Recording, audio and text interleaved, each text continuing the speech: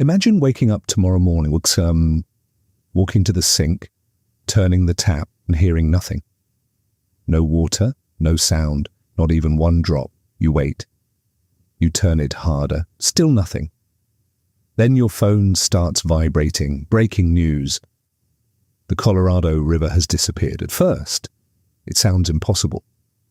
A river cannot just vanish, but then the videos start appearing. Cracked mud where water flowed yesterday.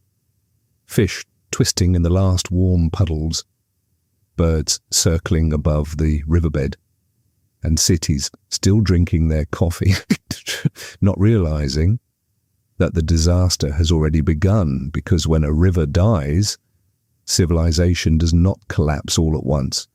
First, it pretends everything is normal. The Colorado River is not just water moving through the desert. It is a lifeline. It feeds cities, it powers dams, it grows food, it cuts through canyons, it gives life to wetlands, farms, birds, fish, and millions of people. But what if this river disappeared? Not slowly over decades, but in one impossible day. Who would feel it first? The fish, the farmers, Las Vegas, Phoenix, Los Angeles? Or would the real disaster arrive later, when the taps still worked, but the future had already gone dry? This is the day. The Colorado River disappears. At sunrise, the riverbed is silent. Where water once moved over stone, there is only cracked clay. The river does not shine, it does not breathe, it does not move. In the shallow places, fish are trapped in shrinking pools. Their bodies flash silver in the morning light. Some try to jump. Some bury themselves in mud. Some simply stop moving. A heron lands at the edge of the riverbed. For a moment, the dry river looks like a feast. Birds arrive. Coyotes approach. Crows gather. Nature begins eating. What the river left behind. But this feast will not last, because dead fish can feed animals for a day. A living river feeds them for generations. And by noon, the smell begins in Yuma, Arizona. A farmer named Miguel wakes before sunrise. He has done this his entire life. The fields are still dark. The air is already warm. He drinks coffee, steps outside, and checks the irrigation line. Water is still moving through the canal, not as strong as before, but enough. So Miguel does what he always does. He opens the gate. The water spreads across the field for a few minutes. The world looks normal. In Phoenix, a mother named Elena wakes her children for school. One child complains that the shower is cold. Another leaves the tap running while brushing his teeth. Elena turns on the news. The headline says, "The Colorado River is gone." She stares at it. Then she looks at the kitchen sink. Water is still flowing, so she whispers, "That can't be true." This is how a water disaster begins, not with panic, with disbelief. To understand the danger, you have to understand what disappeared.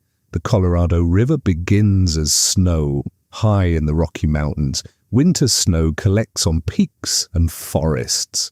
In spring, that snow melts. Small streams join together. Then those streams become a river. A river that cuts through mountains, deserts, canyons, cities, farms, and borders. It flows through one of the driest regions in North America. That is why every gallon matters for millions of people. This river is not scenic. It is drinking water. It is food. It is electricity. It is business. It is survival. The Colorado River helps supply major cities like Phoenix, Las Vegas, and Los Angeles. It irrigates desert farmland, and that should not be green without it. It supports crops that appear in grocery stores far away from the desert. So when the river disappears, it is not only the riverbed that dries, a hidden system begins to break. But this nightmare did not begin today. The river had been warning us For years, the snowpacks were becoming weaker, the heat was becoming stronger, the soil was becoming thirstier, reservoirs were dropping, groundwater was being pumped faster than nature could replace it, and the laws that divided the river were written for a world that no longer exists. A wetter world, a slower world, a world with fewer people. The Colorado River was promised. Too many hands. Cities wanted it. Farmers needed it.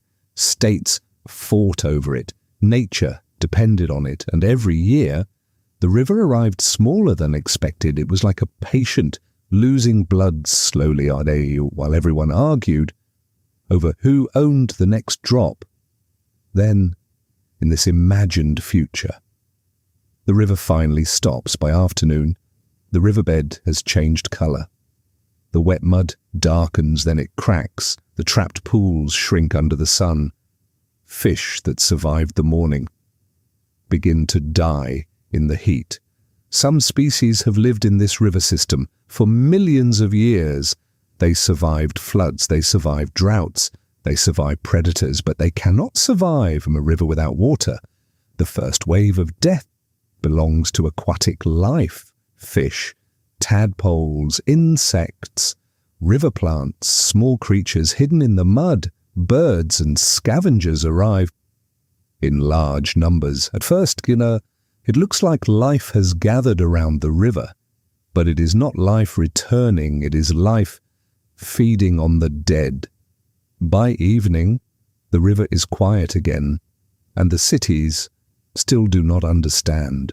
The strange thing is, many people still have water. In Phoenix, Elena fills a glass from the tap. On Las Vegas, hotel guests still shower. In Los Angeles, restaurants are still open. Why? Because the river was never the only place people stored water. Huge reservoirs like Lake Mead and Lake Powell act like giant savings accounts. They hold water from the river system. For a short time, those reservoirs hide the disaster. They make people believe everything is under control, but reservoirs do not create water. They only store what the river once gave them. And now the river is no longer giving. This is the dangerous illusion. The taps work today, so people believe tomorrow will be fine. But tomorrow, it is already running out.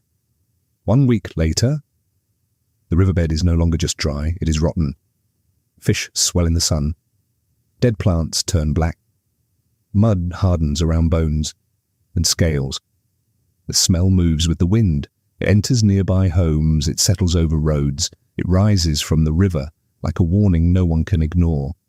People close windows, they cover their faces, they avoid bridges. Children ask, why does the air smell dead? And then come the insects. Flies gather in black clouds, mosquitoes breed in the last filthy puddles. The dry river becomes a disease factory. For a few days, scavengers thrive, then they begin to leave because the feast is ending, and thirst, it is stronger than hunger. Above the river, migratory birds still arrive. They do not know. The map has changed for generations. Their bodies have remembered this route. Fly here, rest here, drink here, nest here. But now, when they descend, there is no water, no safe wetland, no green shelter, only dust. Some birds keep flying, some land is weakened, some never rise again. The disappearance of the Colorado River. It is not only a human crisis, it is a memory crisis for nature. Animals return to places that no longer exist. The river was not just water, it was a promise. And now, that promise is broken. In Phoenix, the grocery stores change first. Not completely, not dramatically, just enough for people to notice. Lettuce becomes expensive, tomatoes disappear quickly, carrots, onions, leafy greens. The shelves empty faster than workers can refill them. People begin buying too much, not because they are starving today, because they are afraid of next week. Elena stands in line. with 2 water packs and a bag of vegetables. The man behind her says the news is exaggerated. The woman in front of her says she heard water will be rationed soon. Nobody knows what is true, but everyone is buying like they are preparing for something. Outside, the sun is hot. Inside, the fear is hotter. 1 month after the river disappears, Miguel's farm no longer looks alive. The soil is pale. The leaves curl at the edges. The irrigation canal still carries some stored water. But the pressure is weak. Every day, less comes through. Miguel walks between rows of crops. That should be green. He touches the dry leaves. They break in his fingers. This is not just a failed harvest. This is his house payment, his workers' wages, his children's school, his father's land. The river not only waters crops, it watered entire lives. At night, Miguel and his wife sit at the kitchen table. No one speaks for a while.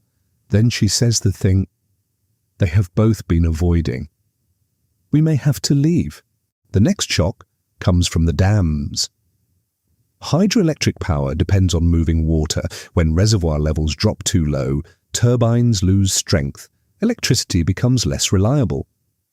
At first, the lights only flicker. Then some neighborhoods experience planned outages. Then prices rise. Las Vegas feels it deeply. A city built on light begins learning what darkness means. Casinos still glow. But behind the glow, managers are cutting power. Fountains shut down. Pools are restricted. Decorative water becomes a symbol of shame. In the desert, luxury looks different. When people are counting gallons, the river had powered more than machines. It powered the illusion that the desert could ignore its limits. In Phoenix, water is no longer something that simply appears. It has hours, morning supply, evening supply, emergency restrictions, no lawn watering, no car washing, short showers only. Schools teach children how to save water before they teach math that day. Elena places plastic containers along the garage wall. Her children laugh at first. They call it their water wall. But she does not laugh. She fills every container slowly. 1 gallon for cooking, 1 for drinking, 1 for washing, 1 for tomorrow. For the first time in her life, she understands something ancient. Water is not a utility. Water is life under pressure. 1 year later, the Colorado River Delta is almost unrecognizable. Where fresh water once met the sea, salt takes over, wetlands shrink, mudflats harden, birdsong fades, the wind carries dust across places that once held reeds. Fish and fishermen. The land does not look flooded, it looks abandoned. Heat waves last longer now, the dry ground reflects sunlight, dust rises more easily. People begin to talk about the Southwest differently. Not as a growing region, not as a land of opportunity, but as a place people may need to escape. Maps still show cities, but on the ground, survival has become local. Who has water? Who has shade? Who can leave? Who is trapped? Phoenix does not collapse in one dramatic moment. It fades first. The fountains stop, then lawns vanish, then some hotels close, then neighborhoods thin out, then the hospitals fill. Heat stroke, dehydration, asthma, dust in the lungs. Children breathe through inhalers. Old people wait in emergency rooms. Doctors ask for more water for patients. The city asks for more water from anywhere. But there is no easy way. Elena's family packs boxes in the evening. Her youngest child asks if they are coming back.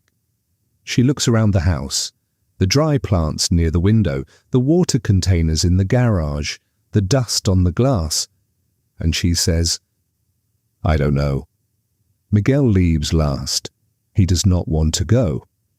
His father worked this land. His grandfather knew the canals. His children learned to walk between these fields. But now, the fields are dusty. The farm equipment sits still. The fences lead nowhere. The irrigation lines are dry.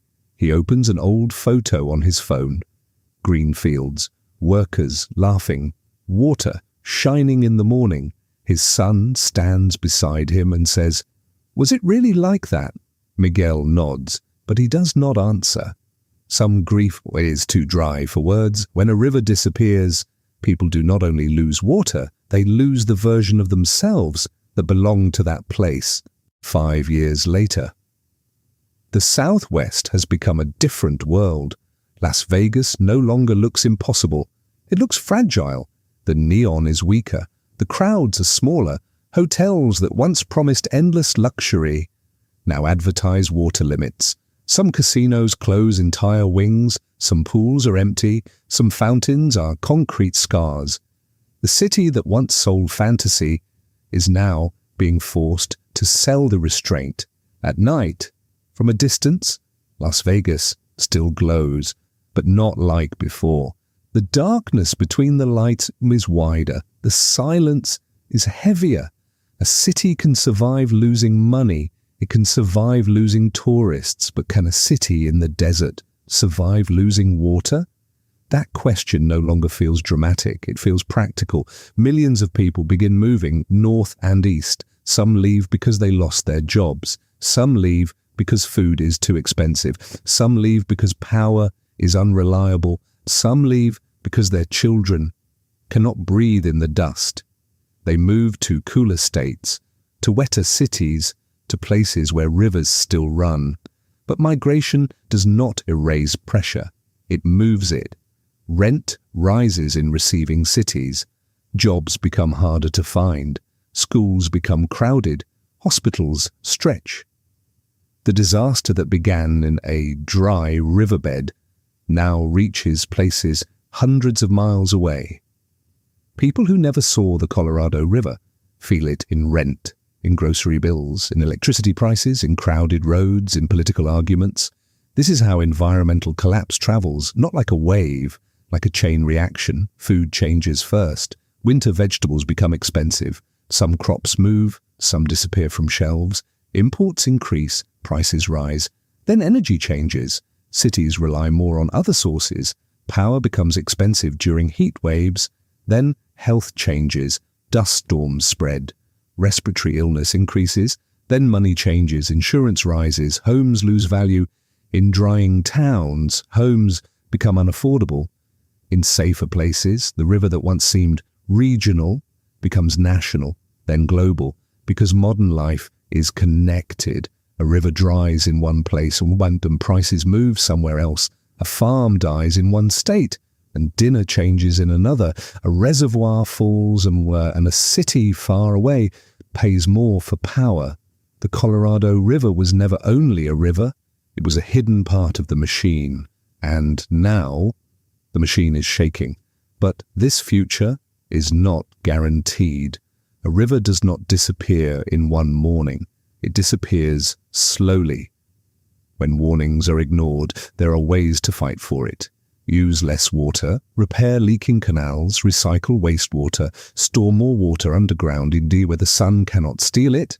Replace thirsty lawns, with desert landscapes. Use drip irrigation instead of flooding fields. Grow crops that match the climate. Update old water agreements for a hotter future. Stop pretending the river can give more than it has. There is no single miracle, no one machine, no one law, no one city that can fix it alone. A drying river requires cooperation, and cooperation is hardest when everyone is thirsty. One day, a child may stand at the edge of a dry canyon and ask, "Was there really a river here?" And someone will show them an old photo. Blue water, green fields, boats, birds, children swimming, and they will say, "Yes, it was here." But the real tragedy will not be that the river disappeared. The real tragedy will be that we saw it happening and still acted surprised. The Colorado River does not need fear. It needs time. It needs restraint. It needs people willing to protect. What still remains? Because when a river dies, it does not die alone. It takes the farms, the birds, the cities, the lights, the memories, and, finally, the future. This was Ejecta Earth, where ancient worlds die, and future worlds warn us before they disappear.